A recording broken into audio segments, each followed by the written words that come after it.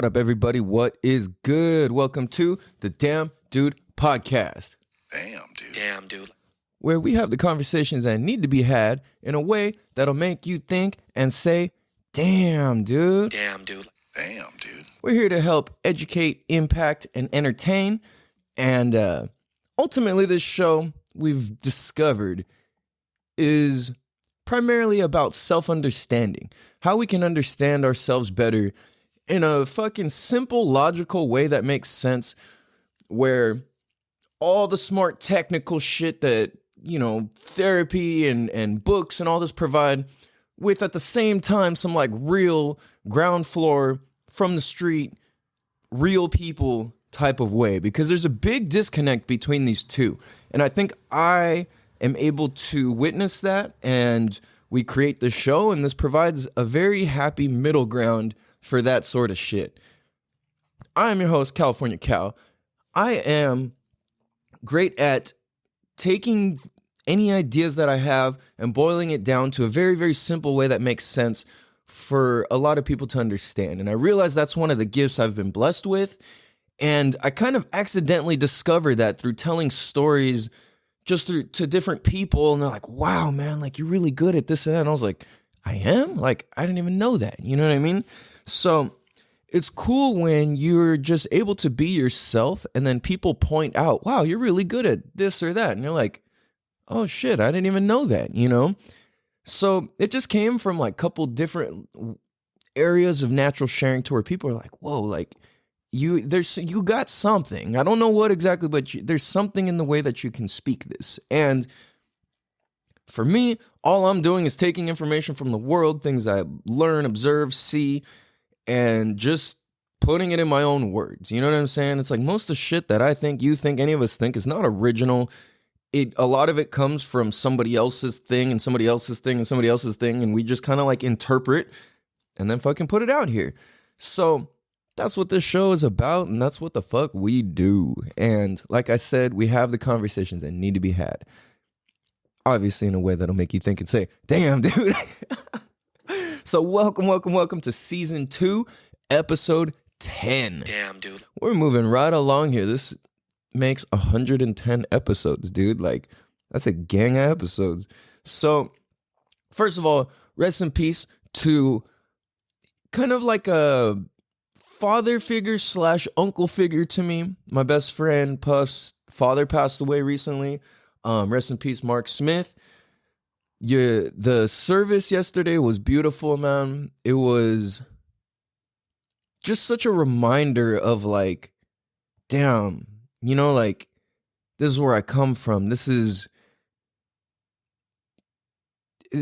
such a humbleness about it, you know? And it was like, his funeral was just so real, and it wasn't like, there wasn't the fluff and this and that. It was just so real. And I love that. I think that's the way that he would have wanted it, you know?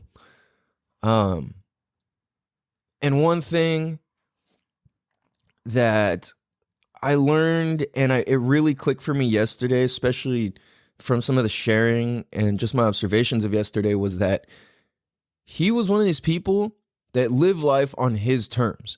Like, he lived his life the way he wanted to. He did what he wanted to do. Now, everybody wasn't always happy with what he's doing or some of the decisions he was making, but you know what? That was his life. And it's like, how much more can you live life other than doing it on your terms in the way that you love? You know what I'm saying? Obviously, we can have mindfulness for this or that, but I got a taste of that myself. I embarrassed the fuck out of myself. I did something really rude, but it wasn't intended to be rude, you know what I'm saying? So it just kind of occurred as embarrassing for half a second, and I was like, you know what? Fuck it. I did what I did. I will not have regrets. That's the one thing, is like, if you do something embarrassing, that means that you just eradicated a regret. Damn, dude. You know what I mean? Because you wanted to do it, and if you didn't do it, then that cultivates a regretful feeling. So what I did was, my best friend was up there speaking, you know, just giving the whole intro and everything to the whole funeral service. And before even it's like, all right, like we're gonna take an opportunity to let people speak, and I just fucking jumped up from the back and I ran up to the front immediately. And for those of you who know, I was the little boy scared as fuck to speak up, and I was the teenager and the adult afraid as fuck to speak up. So to me, because it scares me, I'm just like, this is the right thing to do. Fuck it, just get up there and talk. And I realized I jumped up before all the rest of the family, before his own fucking sisters could speak and all this, and I was like, oh shit. So I kicked back and I was like, oh fuck, I didn't even realize I was rude, you know? And so I'm standing there kind of feeling like, at the same time, I'm like, you know what? Fuck it. Like, I tried, I made an effort. I did what I thought was best. I didn't think it all the way through. But you know what? I acted accordingly and I showed respect and it was cool, you know? So it's like having that humility goes a long way to be, you know, when you're able to learn from it. I feel like, dude, yeah, I made an ass out of myself. You could say whatever in fucking passing comments. I don't give a fuck, because one thing that Mark taught me was do you. And it's like, sometimes people aren't going to like it. Sometimes people are going to judge it. People can say whatever the fuck they want. But you know what? I was excited to go up and speak on his behalf and share my understandings, because I understand that each one of our stories and perspectives is absolutely unique and is absolutely valid. And it matters. This is us sharing is our expression of what the fuck life means and looks like. You know what I mean? So it's important that we, for one, learn how to tell our story, and then we go tell our story and we share that and we do whatever we can to input our perspective in a way that's not, or, you know, that I should say that's mindful and makes sense. You know, understanding timing and play, like the time and the place and all that, like, is a good thing, you know? So ultimately what I took is like, dude, you got to live life on your terms. Fuck what people think. At the same time, we got it like respectfully. You know what I mean? So sometimes we do shit that's embarrassing. It's better to do shit that is embarrassing than to just not do it at all.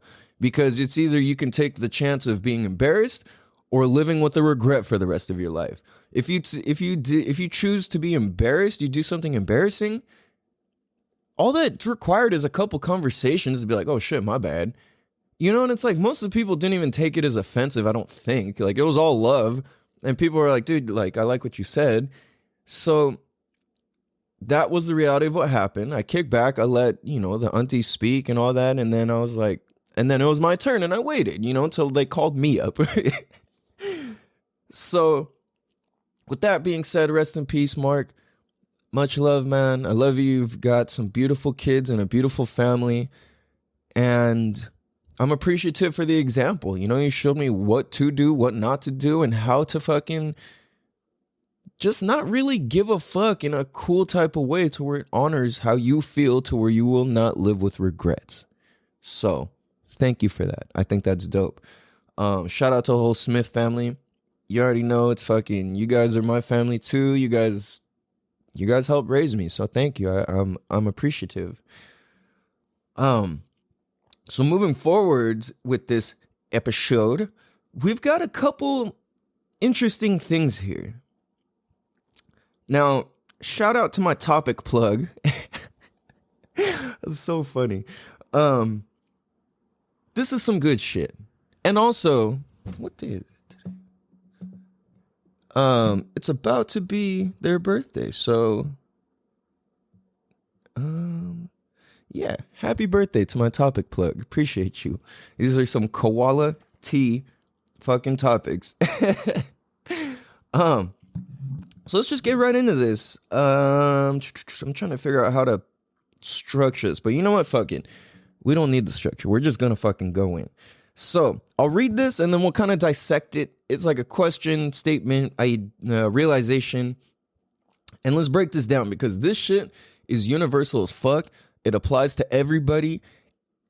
And when we're experiencing this stuff, it feels like it's just us. Like, oh my God, it's only me dealing with this. Like, nobody understands, blah, blah, blah. But the reality is, everybody fucking understands. A lot of times, a lot of us just understand that we don't understand it. But the thing is, all problems and whatever is universal. So The first topic, I guess, stems from resistance. Now, resistance. It's an interesting thing. We all experience it. We have resistance to trying new things, doing new things, thinking new things, experiencing new things, letting old things go, etc. So, basically it says resistance. When we feel resistance towards stuff in our lives, how do we meet that resistance without avoiding it or pushing through it too quickly? Dealing with it properly in order to liberate ourselves from what is pretending to protect, from what it's pretending to protect us from. Ooh, that's dope. Resistance can mask itself as protection, but is really keeping us small and keeping us from whatever action is being called to us. Meeting our resistance can lead to awareness. Damn, dude. All right, so there's a lot to unpack here. So first of all, when we feel resistance towards stuff in lives, how do we meet that resistance without avoiding it or pushing through it too quickly? First of all, I would say what comes to mind is, how do we meet that resistance without avoiding it? Let's start there. First of all, I think it's important to acknowledge. Acknowledgement is always going to be the first step of any sort of understanding and any sort of healing and any sort of growth. Sometimes we understand that we don't understand, and that's still a form of understanding. So understanding what it is exactly that we are having resistance towards, or what it is that we're actually avoiding, just needs to be acknowledged. That's what I meant to say, acknowledged, not understood. I mean, I guess it's kind of the same thing, but like, what is there to acknowledge? So I think first thing is like, well, I acknowledge I have resistance towards this conversation, towards this potential conversation, towards this meeting, towards this group, towards this whatever the fuck you're up to, right? So I think number one is, how do we meet that resistance without avoiding it? Well, acknowledge it. We have to acknowledge first that there is resistance. And I think the next step is to acknowledge what the resistance is.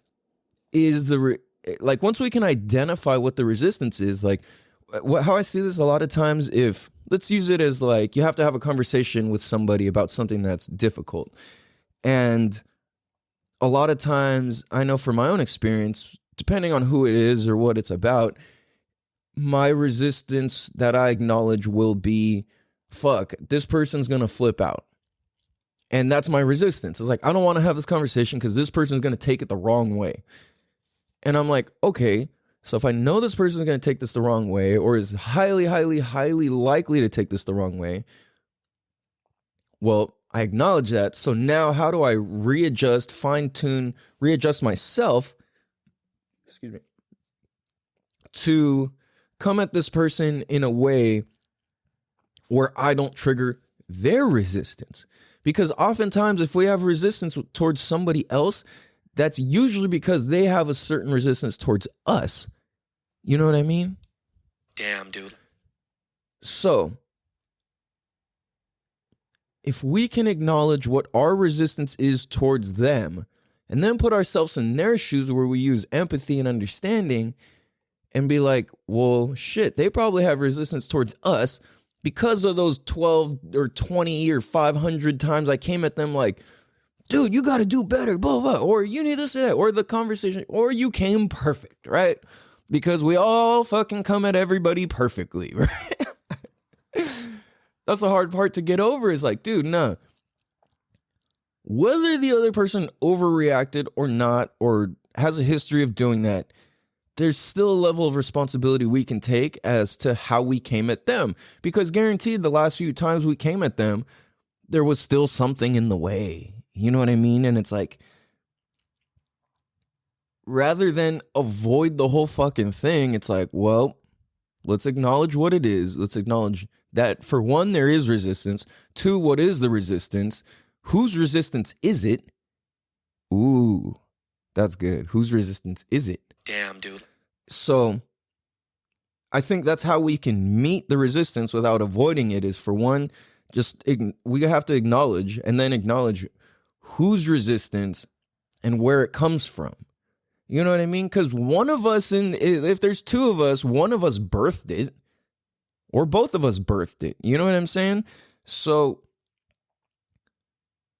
a lot of times, let's tack on the next piece of this is pushing through it too quickly. Now, in my experience, that comes from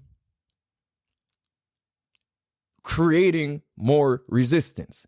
You know what I'm saying? It's like, so if we have a tendency to just push through resistance too quickly, oftentimes we're missing where we are creating resistance with the other person. Damn, dude. So kind of taking this a step back is like, well, pushing through certain conversations of resistance too quickly can come off as forceful. And when things are forceful, what does that create? If you're forcing things, it creates resistance. So slowing down, acknowledging what it is, or that it's happening, what it is, whose is it, where's it come from, and where's it going? Because with resistance, it's either going to slingshot backwards or force and push itself through. You know what I'm saying? For me, that just created such a big picture in my head. I had to pause. I'm like literally seeing it. Like I picture like a ball and like a mesh web of like a galaxy pushing through, and then it's either being like boing or a fucking black hole and it just shoots through. So I think that's how our resistance and acknowledging and either pushing through or forcing through it occurs, is that's the right way to deal with it properly, is to acknowledge, are you passing the ball or are you fucking shove it? Are you fucking think fast, catch? Are you, it's like, how are we? Because any sort of projection, anything that we say or do or project has the potential for resistance by somebody somewhere. You know what I'm saying? So I think the more that we can create context, we understand. Because if somebody throws a baseball at you as fast as they fucking can, when you're at the grocery store, or you're sitting in your house, or you're just walking down the street, that's not okay. That's going to create extreme resistance if somebody just chucked a baseball at you as fast as they can. But let's say, rather, we're under the context of we're playing a game of baseball. I got my uniform on, I got my cleats, you got your shit, I got my bat, you got your glove. All right, I'm going to fucking bat. Or like, you know, we're practicing catching or whatever. I'm the catcher, you're the pitcher, whatever the fuck. Now it's completely okay to throw a baseball at somebody full speed. And it's encouraged to throw the ball harder and faster. You know what I mean? And there's not any resistance to that person throwing the ball faster. As the batter, the hitter, you're not mad that that person's throwing a baseball at you as fast as it can because the context is correct. So that's where I think kind of if we take this step back is like, well, shit, if somebody threw a baseball at you when you're walking and you're not ready for it, that's going to create a mega, ultra, super duper resistance. So let's take this step back further is when we acknowledge the context, we acknowledge whose it is, where it's at, where the game should be played and not played, where the conversation should take place or not take place, when it should take place or not take place, is important. Because, like I said, if you chuck a ball at somebody and they're not playing the game, extreme resistance. If they know they're playing the game, nothing wrong with it. Damn, that was a good pitch. You know what I mean? That's the difference versus like, fuck you. Like, how can you do, you know? It's like assault versus fun. And it's the same act. So what I see is like the context that we can create, when context is clear, resistance clears. You know what I mean? You know what I mean? Damn, dude. You know what I'm saying? Nah, I mean. So I think, you know, dealing with this whole thing properly in order to liberate ourselves from what resistance is pretending to protect us from. See, that's interesting. It's like resistance will often... See, this is interesting. It's like if somebody chucked a ball at you out of context, immediate resistance. But what if immediately you turned around and caught the ball and you threw it back as if like, hey, hell yeah. You know what I mean? It's like you all of a sudden understood that context, so there's no resistance. So I think in order to liberate ourselves from resistance, or what it's trying to protect us from, is the ability and power and understanding we have the option at all times to create or shift a new or different context for ourselves or another person. So I think if it comes to the sake of like having a conversation, creating a context to have the conversation is an important thing. And that conversation could be with yourself or whatever. Like for me, I'll take time to specifically be like, all right, I'm going to feel like shit right now. I'm going to take the time to do this. And it's like, my context is okay. I've created a context to be able to be okay with any resistance or ill feelings or whatever for myself or life or whatever, to make it make sense, you know? Because timing is important. At the same time, it's not everything. There's times where it's completely good and okay to override the timing of things if something is very urgent. But at the same time, the more context we can create, the better. And oftentimes, little things, simple questions. Hey, man, like, I notice you're not feeling very well. Like, is everything okay? Is there anything I can do? You know, you look a little down. Like, is everything cool? Where it's like you're not assuming or this or that. You're just observing and you're just saying, hey, this is what I have to offer. Or something like, hey, is right now a good time to talk? Like that simple little thing. That was one thing I used to screw up a lot in business calls. Was I'll call somebody and they'd be like, oh yeah, hey. And then I'll just start going on. And then that way that I'm going on and carrying on is creating all these questions. And then all these like side tabs and side notes and all these things. And I'm like, it's like this conversation requires at least 30 minutes. And this person only has literally like 45 seconds to talk because they're walking from here to the next building or room or whatever the case may be, right?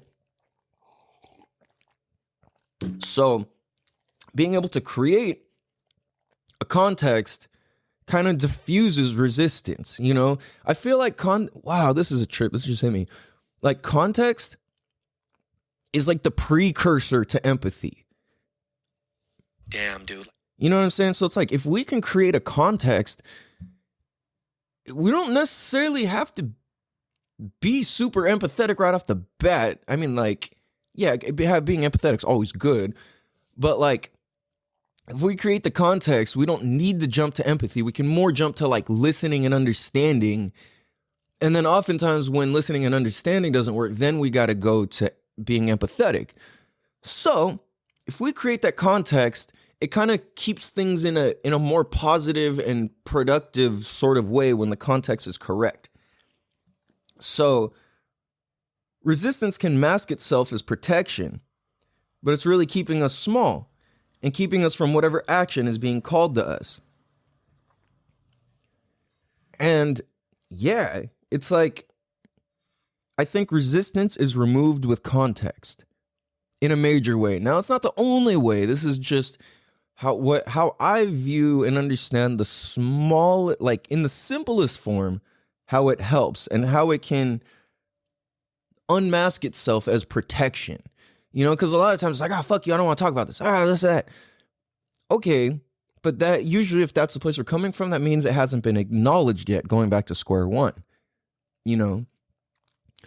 So rather than forcing it, rather than pushing it through too quickly, anything like that,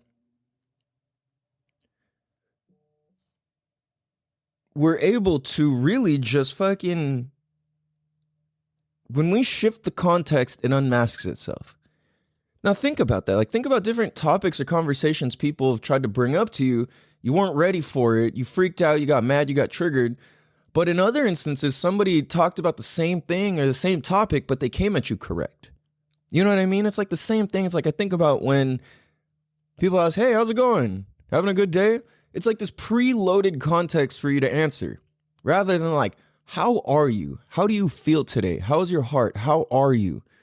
How's your relationships? It's like the context shifts and you get a much different answer out of what is seemingly just a greeting. Damn, dude. So when we have our context clear, I truly believe in feel and experience, that resistance is cleared up. Now, this is huge fucking advice I got to take for myself. As I'm saying this, I'm like, oh, that's why that fucking went to shit. Like, oh, that's why that argument ensued. Oh, that's why this and that. And then the same thing when people do it to us. Like, we just have to understand they're like, if they're attacking you with questions or assuming shit, it's like, well, hold on. Do your best to find out what context they're coming from. You know what I'm saying? Because that matters. It's everything. What context are they relating to you from? What context are they relating to their life from? And I'm hella guilty of that. I see some of my friends or whoever acting like assholes or just making stupid decisions or whatever. I'm like, what the fuck are you doing?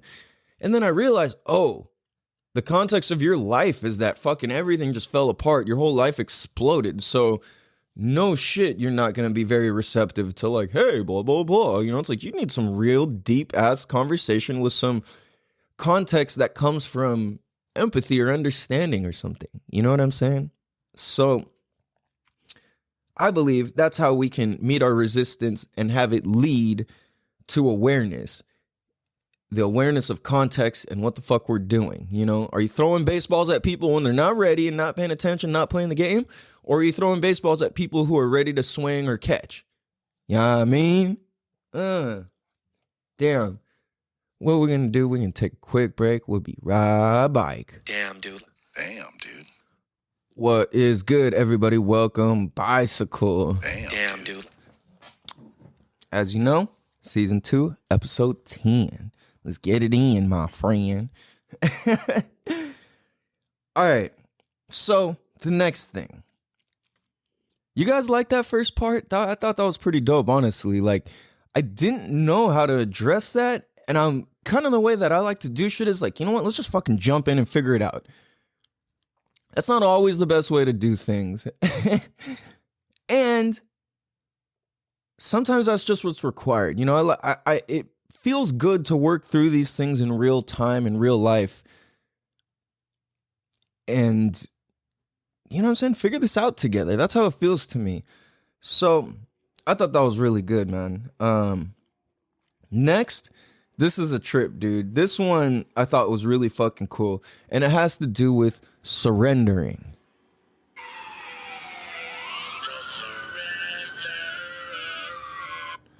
No surrender. So there are some things you should never surrender on. And that is yourself, your passion, your dreams, what you believe in. That doesn't mean you shouldn't stop learning about it and just become fucking resistant to everybody. That means is don't surrender your dreams. Don't surrender to bullshit. Stand true to yourself. At the same time, there are things we should absolutely surrender to. So I'll kind of read through this and then let's dissect it again. Surrender. How do we really surrender to the moment we're in? Damn, dude. Oh, that's fire already. How do we really surrender to the moment we're in? Especially when it's heavy.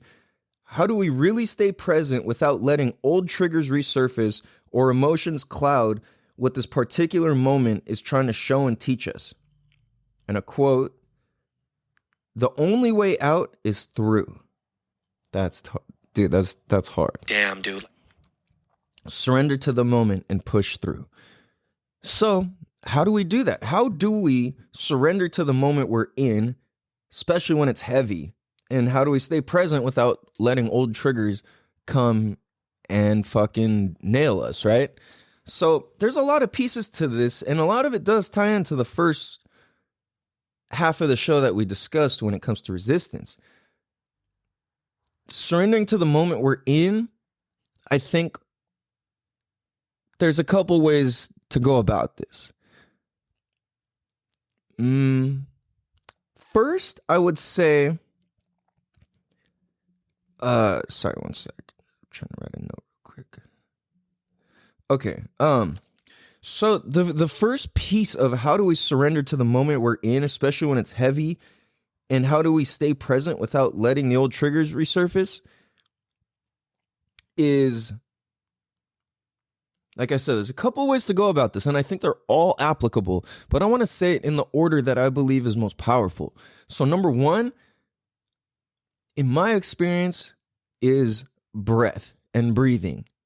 That is the absolute number one way to get back to the present moment and what we're feeling and experiencing. Now, what do I mean by that? Well, if you can let me restart that.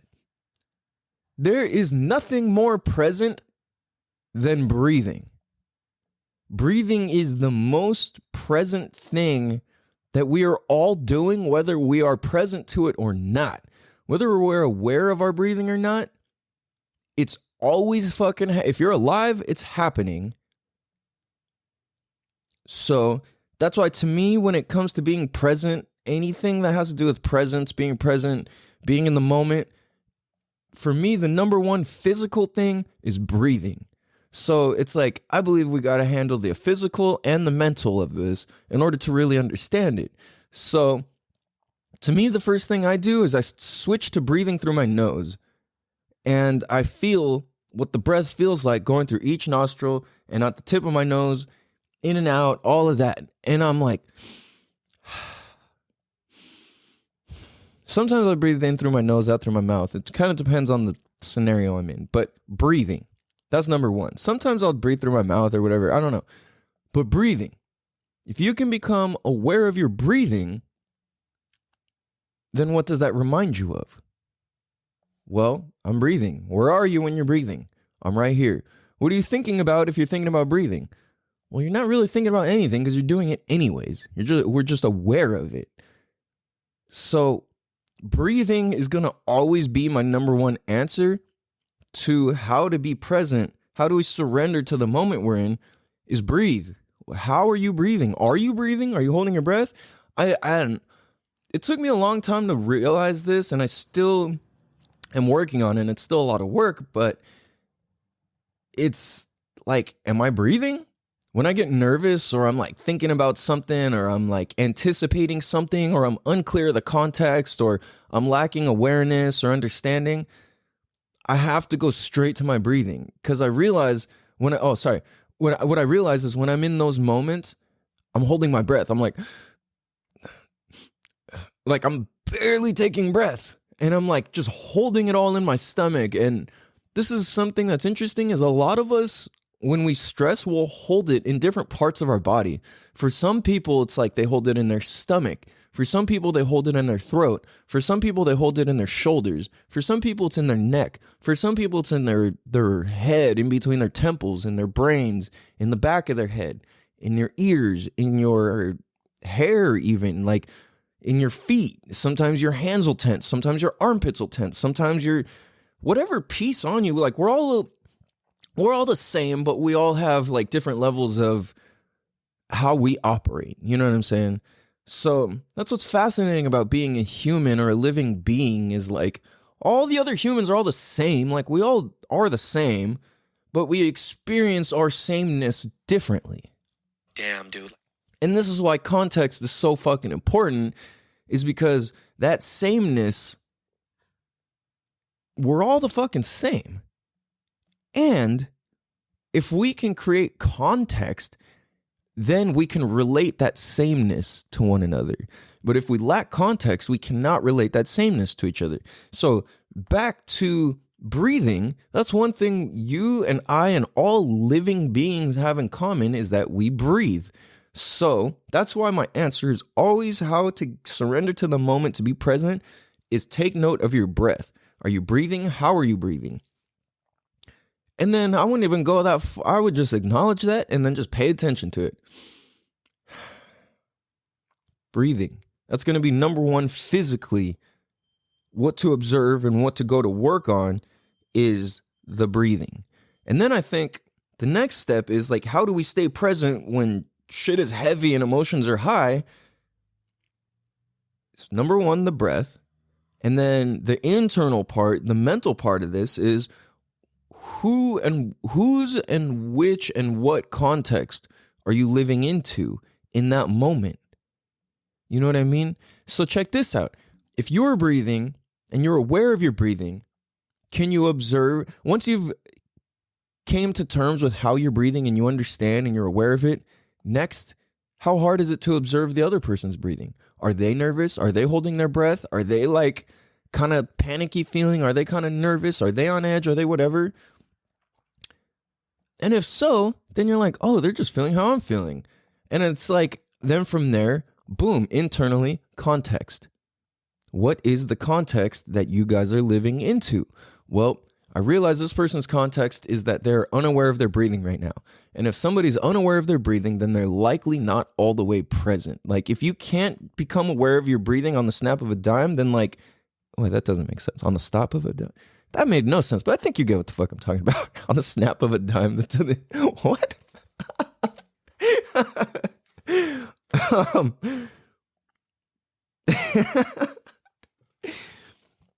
So, the fuck am I talking about? See, I lost my context. I'm breathing. So I know I'm right here. I know where my ass is at. If my ass is in my chair, I'm never lost, right? So the context, it's like we have the physical and then we have the mental. Physical is going to be the breathing. Once we can become aware of that, then the mental, whose context are we in? Or am I in my context or am I in this person's like panicked, confused context? Because oftentimes, like, we bring our context to somebody else, they bring their context, and that's usually what any disagreement is two contexts coming at each other. But a lot of times we're fighting for the same thing, we just have a different context on it. So that's how I view my relationship with my ex and with the kids, is like, we're both fighting for the same thing. You know what I mean? Like, we both want what's good for the kids. Outside of that, our context is all like, she's coming from hers and I'm coming from mine, and oftentimes they won't meet up. But it's like, hold on. Where are you coming from? What context are you coming from? Like, let me understand your point and why you view things like this. And I just have to, and because she's somebody who's very triggering to me when she speaks or says things, I have to keep kind of going. And I'm realizing this as I'm explaining this, is like, I have to keep going back and forth from, all right, what's the context? Whose context are we speaking on behalf of? Is she trying to annihilate my context, or is she trying to honor my context, or is she coming from her context and trying to express her context? So I realize I don't know, and I get confused, and that triggers the fuck out of me, because I like to understand the context we're coming from. And for me, I'm like, you keep changing context, so I don't understand. And that's frustrating to me. So I got to step back and go to breathing, go to breath. All right, how am I breathing? Because oftentimes, before you outwardly get mad, before you outwardly get annoyed or express annoyance, or outwardly express anger or frustration or whatever, our breath is going to warn us a good amount of time before it actually happens. Because what happens is, like, let's say you're walking down the street, somebody throws a baseball at you, your breathing changes before you yell out, hey, fuck you. You know what I mean? Or somebody's talking to you, yeah, this and that, and you feel it. You feel the trigger just getting pulled more and more and more and more until finally it's like, bam. But the thing is, pressure had to be applied to that trigger before the shot actually goes off. Damn, dude. You feel what I'm saying? So it's the same, it's just a metaphor, obviously, but it's the same thing for our breathing. It's like the pressure builds up from us not breathing all the way, taking full breaths. And that pressure is just slowly more and more on the trigger, more and more on the trigger until bam. So this is why, in my understanding, we have to, if we can take awareness, if we have awareness of our breath, especially when shit's getting heated or it disagrees with our context or we don't like the context, we can go to our breathing and check in and see where we're really at. Because a lot of times if you're mad, you're like getting huffy and puffy without realizing it, and then you're just loading the fucking bullets, so to say, until when you pull that trigger, it's not just like clack, it's like bam, bam, bam, bam. You know what I mean? So it's like we're better off if we can not fire the bullets, keep them for when they're really necessary, so to say, to protect people or to fight for a cause that's just, you know what I'm saying? But to use your bullets in an argument, it doesn't make sense. The same, and that applies in real life. It's like, dude, why do fucking people shoot each other? Well, sometimes it's justified and sometimes it's definitely not. You know what I mean? And a lot of times it's because we're not taking the time to step back and breathe. We're just fucking shooting triggers, pulling triggers, invoking trigger pulling. Because that's the thing too. A lot of times, like somebody who gets shot by somebody, and this is coming from somebody who's had best friends shot and murdered, and I've been shot at, and I've had other friends that have gotten shot. There's usually something that provokes that. Not saying we're not putting fault or blame on anything or anybody, but there's something that triggers the person to pull the trigger. You know what I mean? So it's like, what could be done or what could have been done context-wise, with words, with breathing, with becoming present to make that change, to shift it. You know what I'm saying? So it's like, what in this particular moment is being triggered, is losing our sight of context. Like, what is it showing us? What's it trying to teach us? Well, most of the time it's trying to teach us patience or empathy or understanding or self-awareness. But that's very general. And that's kind of why I'm like, well, we all deal with, there's only a handful of emotions that we all can experience as humans. So that's why we're all the fucking same. But how do you or I relate to each one of those emotions that all of us experience? Because we have first emotions and secondary emotions and third and so on. I don't know enough about that to really speak on all that yet, but that's a thing, So it's like, if I remember correctly, anger is a secondary emotion. And I don't know. And like I said, I don't know enough to talk about it. I just thought that was interesting, and if that resonates to you, cool. I'm just gonna leave that at that. When I learn more about that, I'll share my experience of it. But I like this. Like, the only way out is through. Now, what does that mean? Well, I guess when it comes to emotions and context and resistance and surrendering, the only way out of the resistance and the only way to surrender to the moment is to get present. Understanding your breathing is the most present thing you can do. Because if you stop breathing, you're dead. Straight up, like that. If you stop breathing, you're dead. And there's no more opportunity to be present. Maybe as a ghost or spirit, whatever, like maybe you're hyper present, maybe you're not present at all. Who knows? We can't say for sure. And when we stop and we acknowledge and we feel through these things, and what I mean by that is like, all right, well, stop. Feel through it. How are you breathing? How you're breathing is how you're feeling. You know what I'm saying? Damn, dude. Like, really, it's like, if you're breathing like, it's like, you're pissed.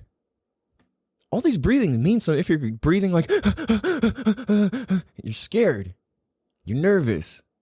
You don't know what's going on. You're unsure. If you're breathing like, you're calm. You're relaxed. You're meditating. You're breathing. So this is the thing, is when we bring awareness to how we're breathing, and if we're even breathing, it tells a lot. So the thing is we can manually change how we're breathing. Just like how I just gave those examples. Like right now, I could be like I'm nervous doing this. I'm always nervous filming this show. I'm nervous for the meeting I got to go to in a little bit. And I'm nervous for starting some new clients I got to start. And I can bring awareness to my breathing to transcend what the fuck is going on. So when I can use my breathing to bring awareness to my situation, and then I can alter my breathing on purpose to a calm state of breathing, then we're actually able to see and experience and feel and hear what the lesson or what the moment is trying to teach us. Now, sometimes we fail in the moment. Sometimes we fucking drop the ball and fucking whatever other expressions are for that. You drop the ball, you fuck it up. And oftentimes fucking it up is the lesson that needed to be learned. You know what I mean? Because it's like we can't just jump to the final answer of being a fucking enlightened person where you don't get pissed or triggered or whatever anymore. You know what I mean? And I think that's kind of something that's misunderstood. Is like, no, when you do all this work to have a better self-understanding, it's a continuous thing, and we're going to keep getting tested by the same things. It's like history repeats until we really learn. And until we really learn, what's interesting is it still keeps repeating, but it's how you relate to yourself and the context and situations that arise. Damn, dude. And this kind of all falls back to personal responsibility. We cannot blame somebody else for how we're breathing. We cannot blame somebody else for how we're feeling. I mean, you can, but it's inauthentic. It's not real. You're making me breathe all huffy and puffy. Nah, that's you, bro. Yeah, I might have just said fuck you and threw a baseball at your head, but it's still you who's in control of your breathing. Like, yeah, I might have done some asshole shit. At the end of the day, I'm not in control of you. You are in control of you. Now, I can contribute to how you feel by either doing something nice or doing something mean. And at the same time, that's where it's like, okay, well, only I have control of myself, whether I do something nice or something mean. The same way that you only have control over yourself if you're on the butt end of receiving something nice or mean. You know what I mean?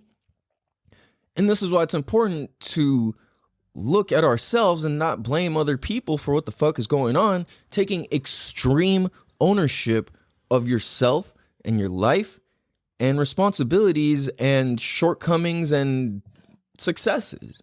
You know what I mean? So I think the best way to surrender to the moment, if you're really having trouble and shit's heated as fuck, is to take stock in yourself. How are you breathing? Whose and what context are you living in? And if you don't know, then maybe make it clear that, you know what? I'm not in a good space to have this conversation right now. I just need some space and time. Let's talk about this later. Or can we talk about this at another time? Or can we talk about this weekend or after work or whatever? It's like, I don't hate you. I'm not mad, this or that, whatever it may be.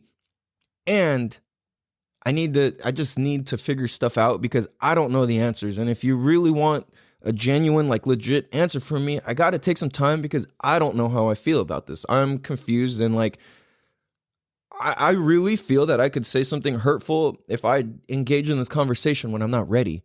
So I don't want to say shit that I regret or this or that, unless you are in a space for me to be able to just talk my shit and you're really not gonna be offended if I accidentally say something mean or something that I don't mean. Like, will you be able to give me that space and allow me to clean up some of the shit I said because it's unclear for myself? Now, I'm taking this fucking advice to the max, dude. I'm like, I know this shit.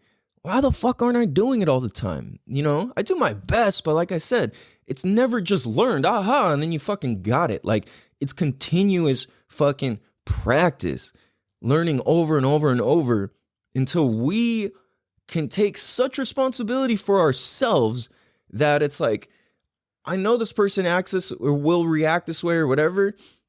Okay, cool. And how can you take so much responsibility for yourself? How can you take extreme ownership of yourself and that relationship to a point where even though you understand this person gets triggered, we have the awareness to be able to adjust our own ways of being, adjust our context, adjust our breathing, and show up in a way that's actually beneficial and helpful to the other person.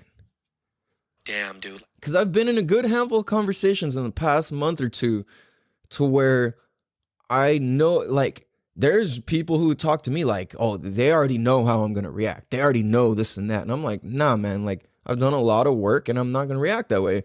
So at the same time, it takes a lot of Sometimes the other person can just keep dumping it on you and dumping on you and dumping on you until you finally didn't react the same way that you normally reacted.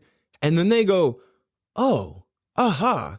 And whether they give you the credit or not, this is why it's called extreme ownership. Like, you take ownership of your damn self and your feelings and what the fuck you've done or haven't done, or how you respond or don't respond. Because if you really learned, this person who you know is going to be a dick to you or only sees you as one way can keep fucking shitting on you, and you know. So you don't have to be offended. If I know somebody's going to be mean to me, and I show up and have a conversation with them, and they're mean to me, it's like, and I get mad? Like, what the fuck? I already knew. Like, the only person I could be mad at is my damn self, because I already knew. I knew this person was going to flip or get mad or whatever. Same way they knew, whatever. And you know what? This time, or not even this time, but no longer am I just going to fucking fall off the handle and get triggered by their shit, because I understand that's there and this is here. And their context is their own, and my context is my own. So are we going to fight to prove whose context is more correct or right? Or are we going to take the time to understand, oh, that's your context. That's why you think I'm this way, or I do this, or I do that, or that, like, oh, like, this is my context, and that's why I think you're this way, or do that, or do whatever. You know what I'm saying? And that's like some powerful shit, you know? It's like understanding what fucking context we come from, where our breath is at. And I think when we start there, those are like fucking superpowers, man. You know what I mean? That's just how I feel about it. Like, it really is like a superpower when we can gain awareness of our breathing and our context. That's physically and mentally, and they fucking work hand in hand, dude. It's just such a beautiful thing, man. Damn, dude. So, on that note, you guys, I hope you guys have an absolute beautiful day. Remember, say 3 things you're grateful for every morning and every night. I've been writing down 10 things every day and thanking each of them personally. So, hope you guys have a beautiful day. Much love. Peace.